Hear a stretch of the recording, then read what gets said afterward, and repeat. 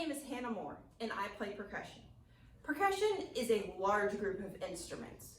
It's not just the marimba I just played, but it's other things, like a xylophone, which is a smaller version of the marimba, glockenspiel, vibraphone, timpani, chimes, wind chimes, snare drum, bass drum, triangle, tambourine, the list goes on. If I can hit it, or you can hit it, percussionists probably play it.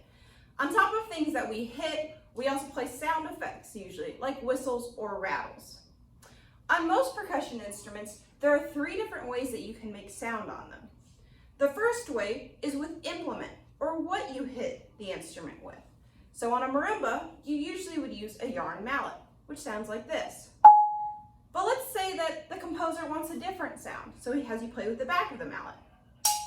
It's a totally different sound. Or, what about my hand? They're all different sounds, and that's the beauty of percussion, is that you can use different things to make different noises on the instrument. On top of what you use, you can also change the sound by the height of which you hit the instrument. If I hit the instrument from really low, it'll be soft. But let's say I want a louder sound, so I'm going to hit it from higher. But there's still a third way that you can make sound on the instrument. Let's say that you're playing something really fast.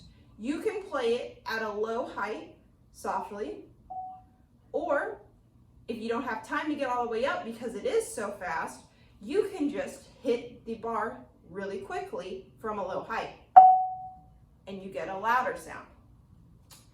My favorite part of playing percussion is that there's so many different instruments to play and so many different ways to play the instruments.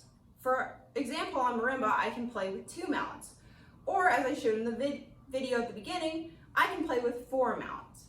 On top of that, I play multiple instruments during pieces or just in a day.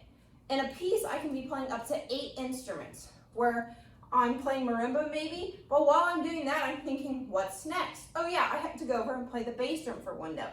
And then I have to go over and play the crash cymbal. And then I have to come back to marimba.